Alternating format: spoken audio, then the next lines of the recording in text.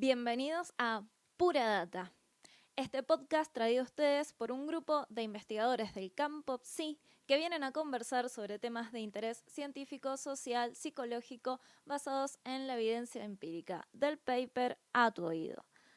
Buenas tardes, días, mañanas, noches, amaneceres a todas, todos, todos los que están escuchando este podcast de divulgación científica llamado Pura Data.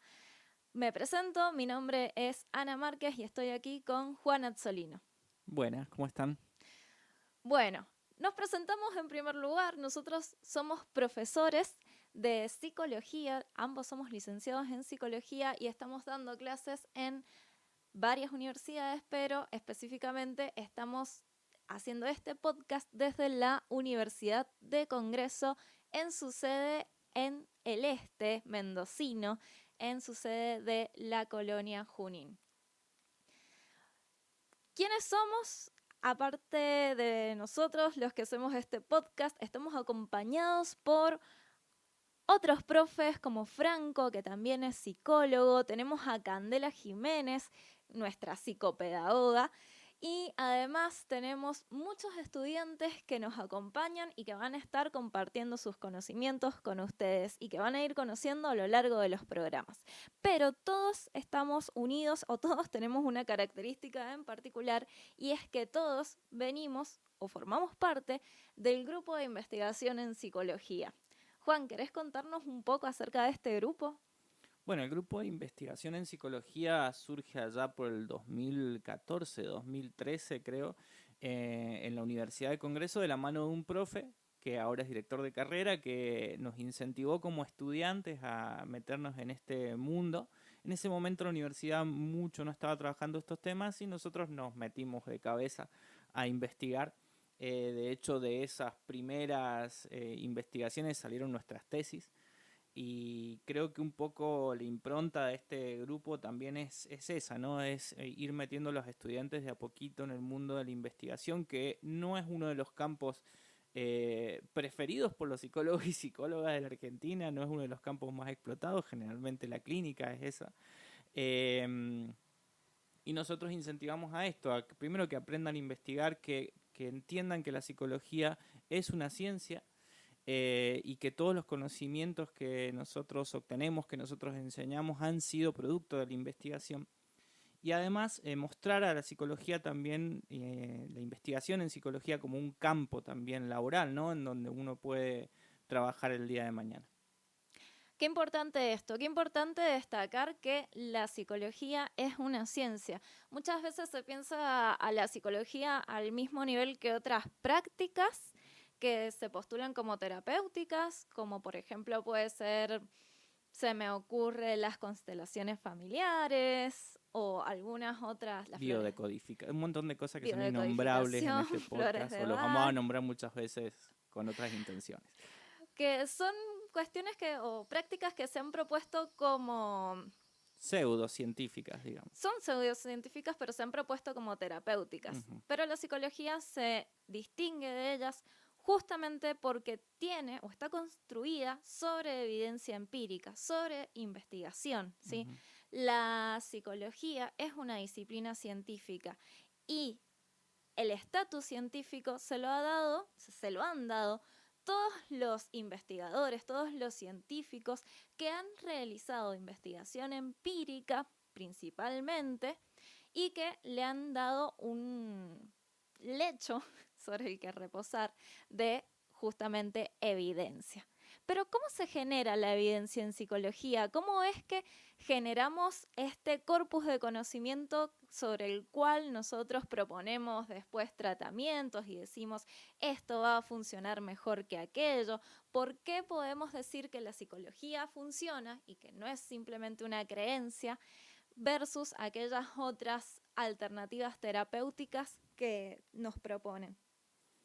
Bueno, te cuento, Ana, que hay un psicólogo argentino que se llama Saforcada que una vez dijo en una conferencia, la ciencia mide, peor o mejor, pero mide, ¿no? Lo que diferencia nuestro conocimiento de otro tipo de conocimientos es justamente la medición de los fenómenos, y la aceptación de hipótesis que tenemos como ideas previas, a partir de la medición. Y nace la psicología moderna, actualmente conocida, desde 1875 con el primer laboratorio de psicología creado por Wundt, ¿no? Un fisiólogo que empezó a estudiar los procesos de percepción y la medición de los procesos de percepción, ¿no? Cuánto tardaba, por ejemplo, una persona en percibir un ruido y reaccionar a ese ruido.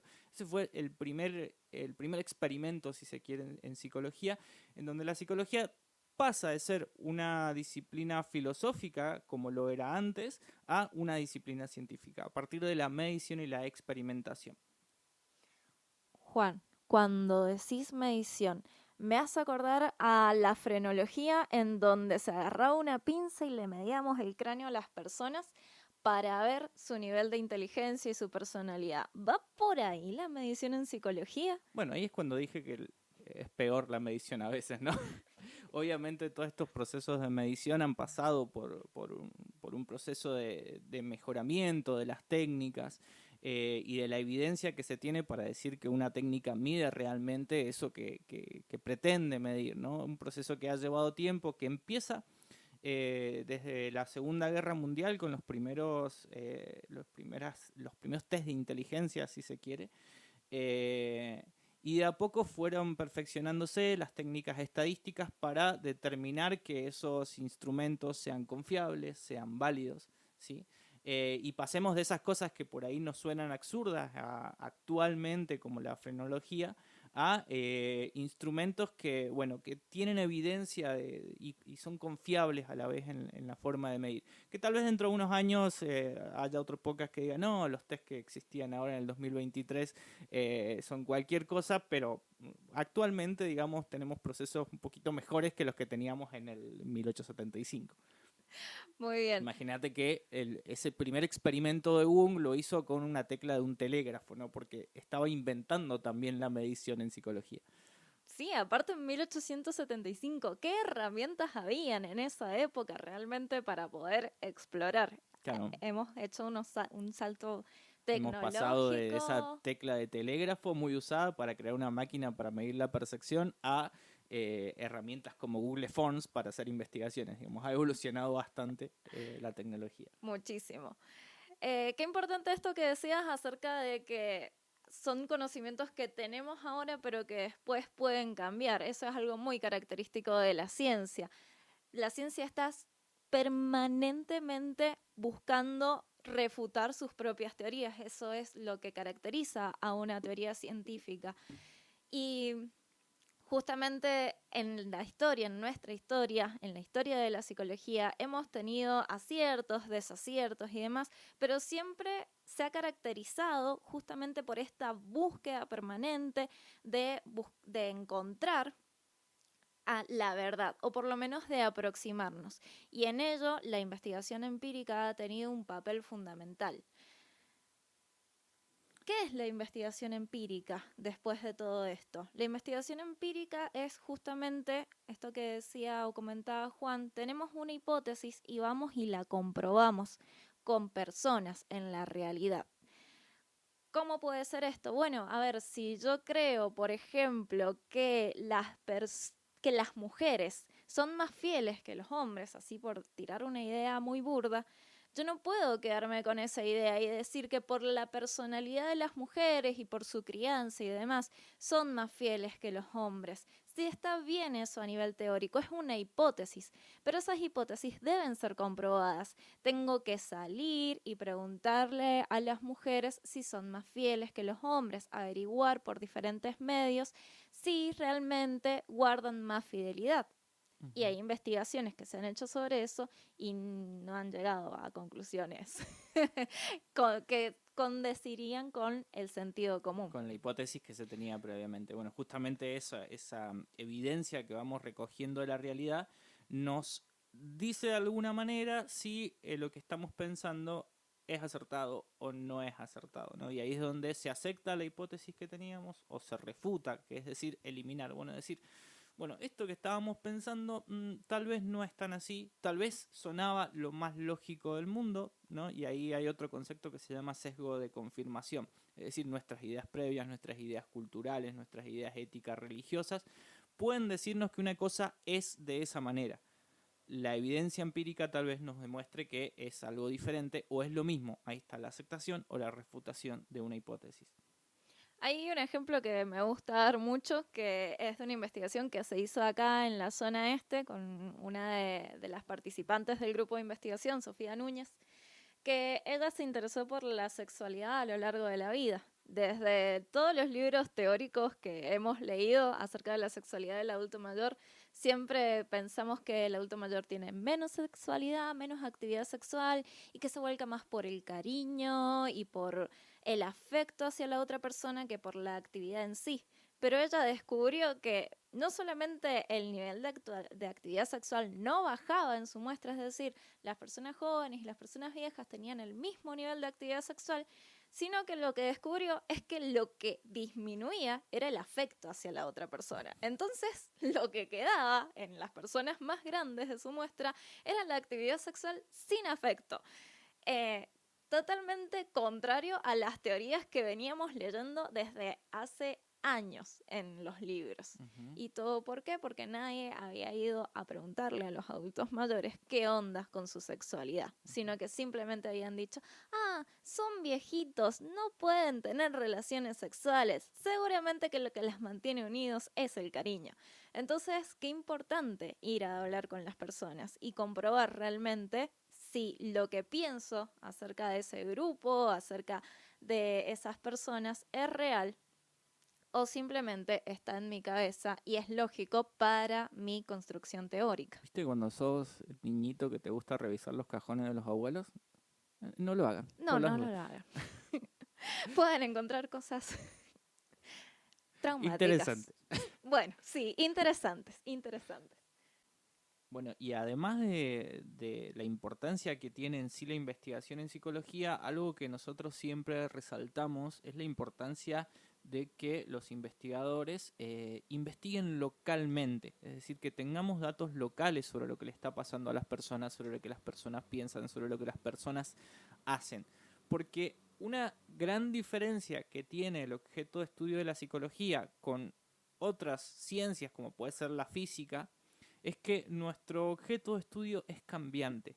Todo el tiempo cambia dependiendo las épocas, dependiendo la cultura, el lugar, ya sea las investigaciones que tal vez hizo alguien en Brasil y tuvo unos resultados súper interesantes, tal vez esos resultados no sirvan para las personas que habitan en la provincia de Mendoza, justamente porque somos diferentes y tal vez la forma que tengamos de comportarnos, de pensar frente a algún estímulo, va a ser diferente en una zona u otra, va a ser diferente en una época u otra. Entonces ahí está la importancia, por un lado, de investigar localmente, es decir, de que los investigadores, los profesionales, que trabajen en cualquier campo de la psicología, ya sea la clínica, ya sea lo laboral, ya sea la parte educacional, tengan datos locales sobre lo que está pasando con las personas para poder actuar, ¿sí? Una cosa es lo que nos dicen los libros de un investigador que investigó en Estados Unidos tal fenómeno, pero cómo ese fenómeno se dé acá en la provincia de Mendoza 2023 es muy diferente. Entonces tenemos por un lado la importancia de investigar localmente, pero también la importancia de que esos resultados comprobar si se siguen dando en la actualidad, porque eso tiene la ciencia, decía Ana hace un ratito. La ciencia no debe quedarse estanca, no debe quedarse con lo que investigamos hace 20 años, porque lo que pasó hace 20 años con mis abuelos son muy diferentes a cómo nosotros nos expresamos ahora, cómo nosotros pensamos ahora, cómo nosotros nos vestimos ahora, la tecnología, todo ha cambiado. Por lo tanto, los resultados que tal vez en un momento se dieron, ahora se dan de diferente forma. Entonces, una cosa también es investigar lo local y volver a comprobar las hipótesis si se siguen manteniendo o han cambiado. Eso creo que es algo que se repite en todas las disciplinas científicas, confirmen los que estudian otras carreras o en otras universidades, porque nos formamos con los clásicos y está bien, está muy bien leer a Freud, a Lacan, a Skinner, que son precedentes importantísimos para por lo menos nuestra disciplina. Seguramente en otras disciplinas también tendrán sus referentes obligados, pero no podemos pretender que lo que estudiaron esas personas con en la sociedad de su época, pero también en sociedades tan diferentes a la nuestra. La sociedad europea, la sociedad estadounidense tiene valores, tiene principios muy diferentes a los principios de la sociedad mendocina y mucho más diferentes a los principios de la sociedad rural de la zona este de la provincia de Mendoza. Ya sé, no somos un pueblos rurales ni demás, estamos bastante avanzados, vivimos en ciudades, pero nuestra manera de pensar, nuestra manera de ser está marcada por nuestros antecedentes, por la idiosincrasia del pueblo. Entonces no podemos pretender que vamos a actuar de la misma manera o que los problemas se van a presentar de la misma manera que se presentaron en Estados Unidos hace 50 años o en Europa hace 80. Por eso es importante actualizar permanentemente los conocimientos. Sí, pienso por ejemplo en algunas herramientas de medición que tenemos, que lo hablamos al principio del podcast, esto de, bueno, también las herramientas que tenemos para medir los fenómenos, cómo van cambiando con el tiempo, pensando por ejemplo en muchas herramientas que tenemos de dibujo, ¿no? En una sociedad que, no sé, pienso en los más chiquitos que tal vez la psicomotricidad vaya por otro lado y tal vez podamos optar más por herramientas digitales que por el dibujo en una hoja, digamos, que veo los chiquitos que capaz que aprenden primero a dibujar en Paint y después a dibujar. Paint ya es viejo, Ya es muy viejo Paint. Pero con el celular antes de dibujar en una hoja, ¿no? O buscar, hacer búsquedas, me parecía muy interesante eso de que antes de saber escribir ya saben hacer búsquedas en Google. Entonces, también actualizar las herramientas de medición es muy importante porque la misma sociedad, por más que sea la misma, en el mismo lugar, las generaciones van cambiando y van teniendo otras capacidades que se van entrenando justamente por el cambio. Exactamente. Bueno, resumiendo, en resumidas cuentas, en este podcast, ¿por qué hablamos de investigación en psicología? Porque básicamente nuestro objetivo, nuestra meta es divulgar los resultados de la investigación en psicología.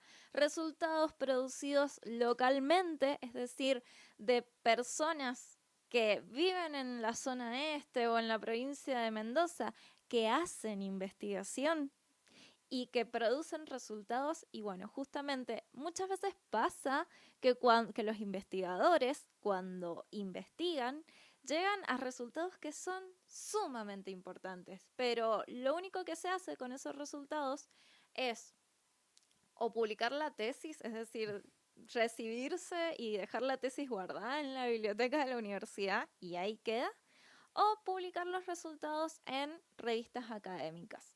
Las revistas académicas son revistas especializadas que circulan mucho en el ámbito académico, ¿sí? Son revistas que solamente tienen publicaciones científicas, son muy interesantes porque solo pueden publicar aquellos investigadores que dan cuenta del trabajo que hicieron y son evaluadas por pares, es decir, evaluados por otros investigadores, pero esa información se queda ahí, en el ámbito académico, no circula, no es divulgada. Y muchas veces cuando es divulgada por alguna revista, se hace de manera irresponsable. Entonces, nuestro propósito, nuestro objetivo es hacer que el conocimiento que se está produciendo en la universidad, acá en la zona este, llegue a la gente de la comunidad, llegue a la gente de la zona este y de la provincia de Mendoza.